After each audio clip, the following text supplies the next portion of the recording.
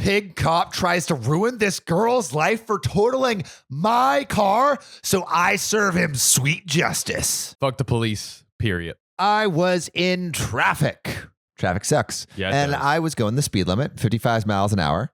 And then there was a dead stop around the curve, and I only had 500 feet to stop. Oh, geez. And it had just started raining. Oh, God. I and my Honda Accord managed to stop literal inches from the person in front of me. I had enough time to have a sigh of relief before I was rear-ended so hard the can of tea in my waist-level console cup holder wound up splattered all over the windshield. Oh, God. I get out of the car, and the person who hit me is literally crying blood. She's driving a Saturn that is at least a decade old, and the ancient airbag broke her nose and blackened both of her eyes. Jeez. She is not looking good. She's also crying for real because this is her only transportation. I grab an umbrella out of my now weirdly shaped backseat and I hold it over for her while she sobs, explaining her brakes had been locking up lately and she was literally on her way to the mechanics and tries to text her boyfriend to pick her up. She's crying so hard that she drops her phone twice. I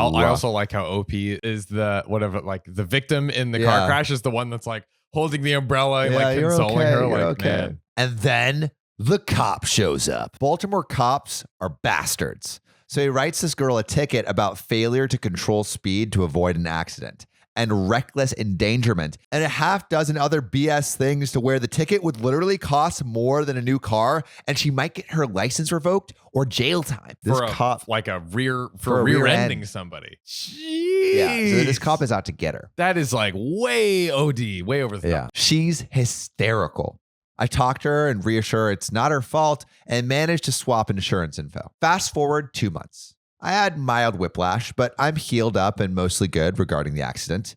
I have a new car and everything, and I get a notice in the mail that I am requested to be a witness for this poor girl's trial for her ticket. I don't have to show, but it'd be nice. Right. Well, there is no way I'm just going to let that cop roast her. I was asked, so I'm taking the day off work to show up and be a good person. Dude, OP, hold on. Wow. Round of applause. Round of applause. That's snaps awesome. around. I turn up to court dressed in my civil servant best. I was working for the state government at the time. So however staid you imagine, multiply it by 3. And even toss on some makeup to impress the judge. Uh-huh. Because I'm not going to be late for this. 3 hours early, bro. OP is literally the greatest human ever. This is amazing. Mother Teresa, get out of here. Yeah, get out of here. So the cop goes first, making up a bunch of BS about how recklessly she was driving to have to hit me in an accident he was probably 10 miles away from. And because he responded after. So he has no idea what he's talking about. The judge then calls me and I stand up. The cop is this weird combo of surprise Pikachu.jpg and pissed. Like he didn't expect me to show. The poor girl was already crying and she starts crying some more. So I get to the stand, I get sworn in, and I tell the truth, the whole truth, and nothing but the truth. Oh, yeah, baby. So I say that we were going exactly the speed limit. I know because I checked my speedometer in surprise that there wasn't more traffic, and that she was following a proper distance behind me because I checked my rear view mirror and she was a ways off. That it had just started raining after a dry week, so the road was greasy as F, and I knew that because I almost slid into the car in front of me, only saved by my car's automatic braking system. That her wheels had locked because I'd heard the screech and seen the skid marks, and that she definitely wasn't at fault because she was on her way to get her old ass automatic braking system fixed. And I mentioned that the cop didn't show up until nearly 20 minutes later. So how could he know anything? He knew nothing. I know it sounds like an everyone clap moment,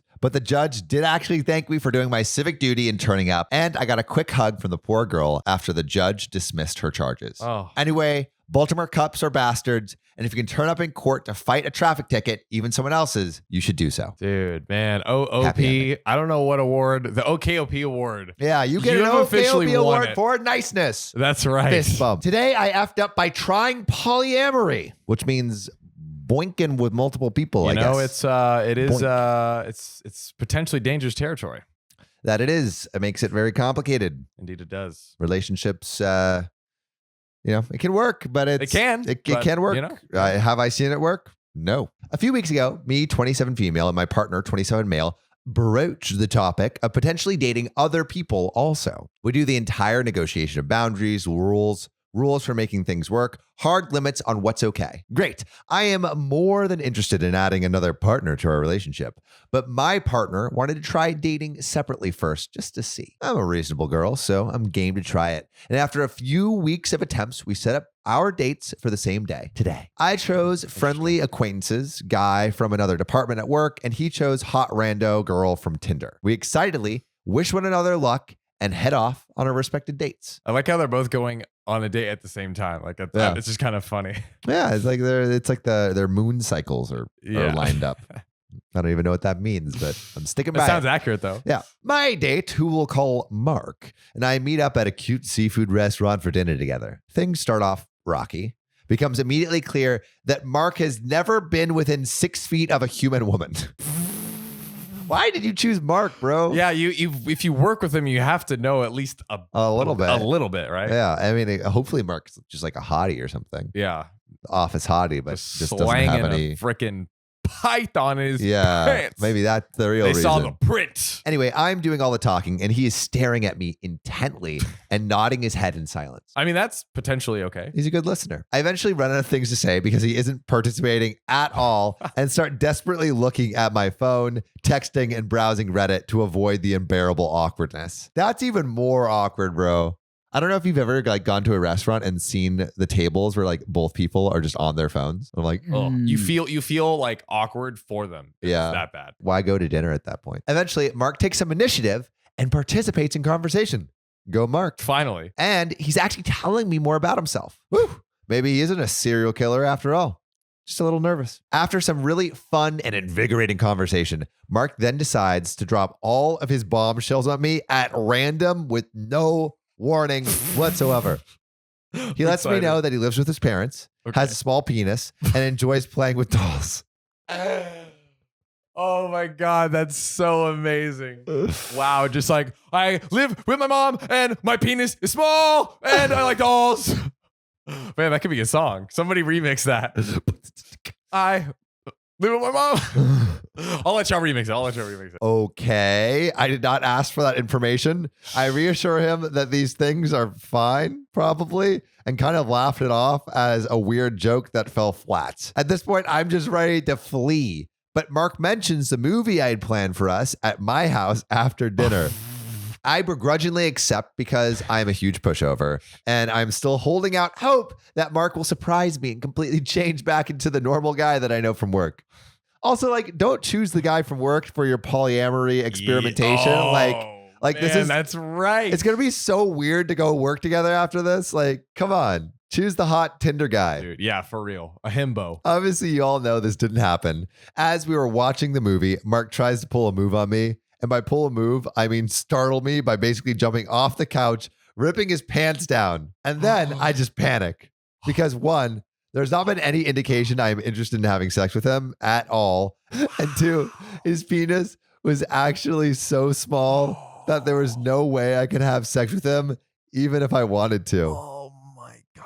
I am not one to body shame at all, and I've never cared about my partner's size, but I just don't see how it would even be possible. So my body does what it normally does when I get into a state of panic. I immediately vomit. Oh my God. Just right on the floor. Oh my God. We are both frozen, staring at the vomity carpet. I look him directly in the eyes and quietly tell him I don't think dinner agreed with me and that he should probably leave. He does. Imagine stripping down and the girl immediately vomits. But also imagine just you're sitting there just and all of a sudden you get up and you're just like, make love to me. Oh, goodness. My partner returns home a little later and said his date was also a bust. His lovely lady pulled out a bag of cocaine on the drive home and proceeds to turn on all the interior lights in his car so that she can scoop up a spoonful using her special Coke spoon that was apparently decoratively attached to her wallet. I am just in shock. Dating is tough. I'm not thinking we'll be trying this again for quite some time. Godspeed.